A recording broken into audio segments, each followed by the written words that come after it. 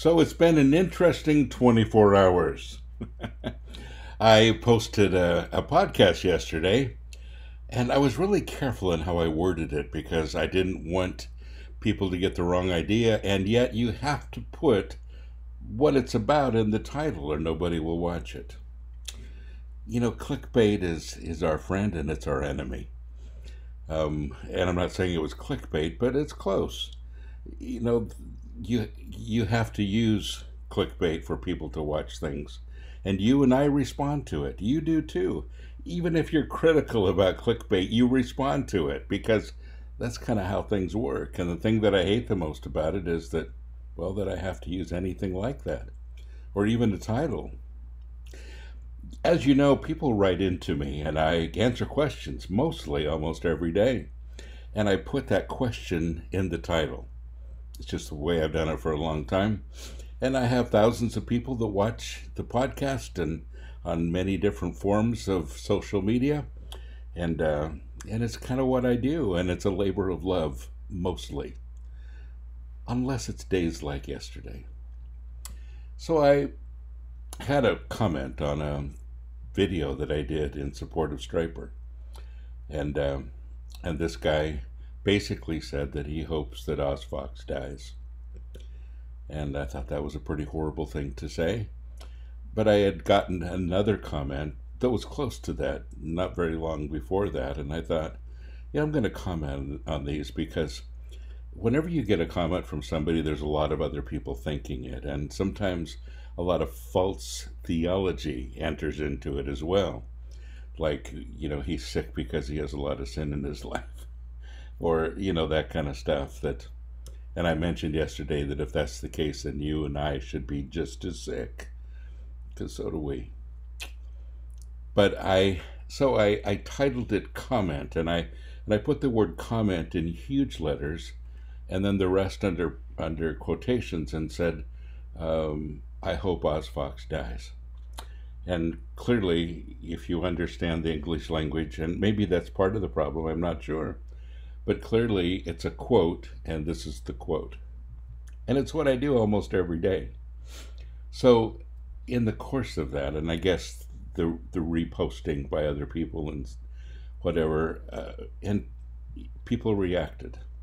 Now, every single day people react to my podcast without watching them. I get those comments all the time, and quite honestly, I'm going to start just deleting them because you can't make a comment unless you know what I said. So that's a problem. But this one really got out of hand, and I have received so much hate mail in the last 24 hours. I mean, really bad stuff.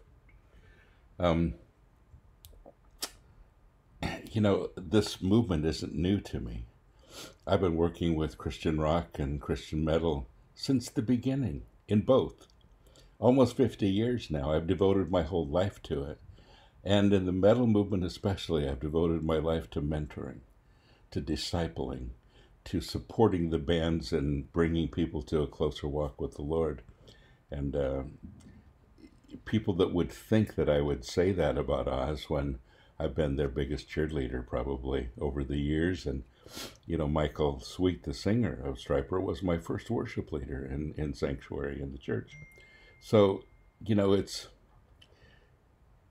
kind of a love-hate relationship that I have with, podcasting sometimes, honestly. And it gets frustrating, and there are times like yesterday, after a while, after I started receiving all these hate mails, and what do you do?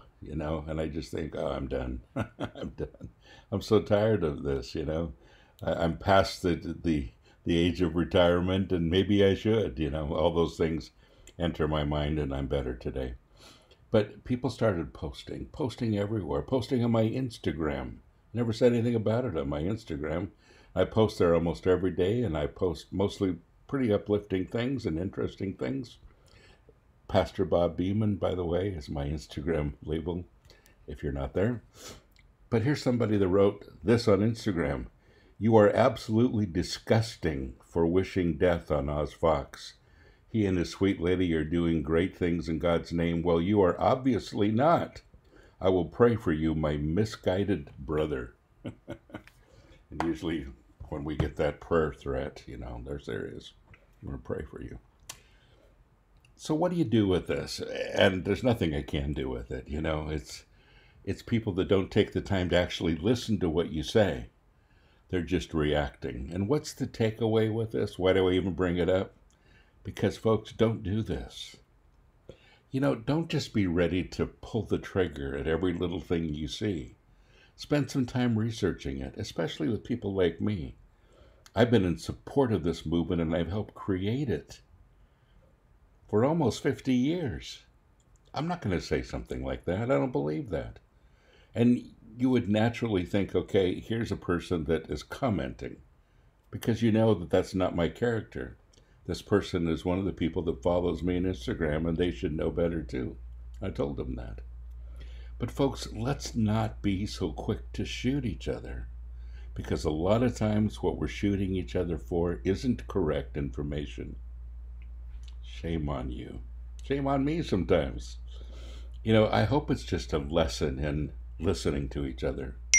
And when you see a podcast or you hear a podcast, well, make sure you listen to it and then respond. If you don't listen to it, hold off on typing until you do, because we're just sometimes arguing about things that are not even said. And that happens to me every single day. So I hope you'll be responsible. I hope you'll be responsible in what you say and how you interact with people, and your quick conclusions that aren't grounded on anything in reality. We need to give each other the benefit of the doubt first. And when we do, we're going to see that we're making a whole lot of mistakes in the name of the Lord. God bless you. Have a great day.